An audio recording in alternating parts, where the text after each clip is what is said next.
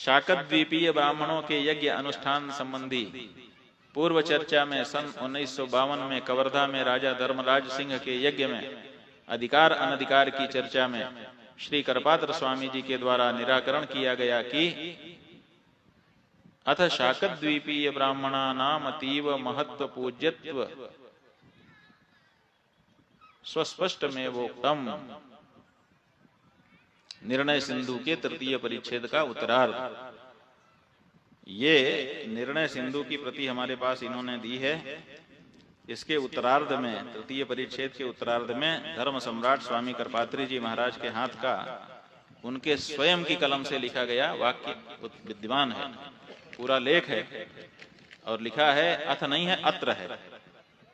अत्र शाकत द्वीपीय ब्राह्मणा नाम अतीव महत्व पूज्यत्वंच स्पष्टमेवोक्तम। इस लेख में शाकत द्वीपीय ब्राह्मणों के अत्यधिक महत्वपूर्ण होने, पूजनीय होने का स्पष्ट उद्घोष किया गया है।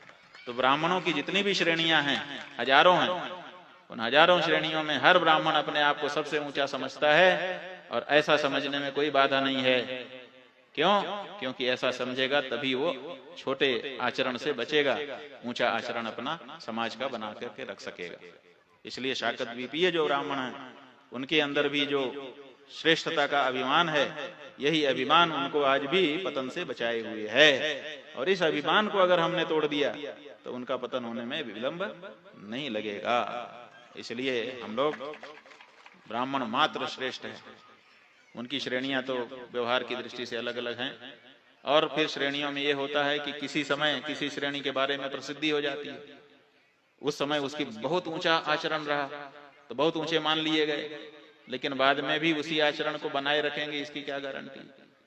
50 साल के बाद, 100 साल के बाद उनके पूरे समूह का आचरण बिगड़ जाता है, लेकिन वो अभिमान वही बनाए रखते हैं, तो इसका तो कोई मतलब नहीं है। तो इसलिए हम लोग ये चाहते हैं कि ब्राह्मणों के जितने भी समूह हैं, सब में श्रेष्ठता का भाव रहे, सब उत्तम आचरण करें और किसी का भी पतन ना हो। क्यों? क्योंकि ब्राह्मण अगर समाप्त हो गए, देखो हमारा पैर कट जाए, हम फिर भी घिसट घिसट के काम कर लेंगे, नकली पैर लगा के काम कर लेंगे।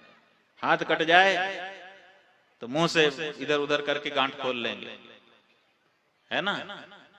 लेकिन अगर सिर फूट जाए, गए, एक नस फट जाए, ब्रेन हेमरेज, तो काम तमाम हो जाता है।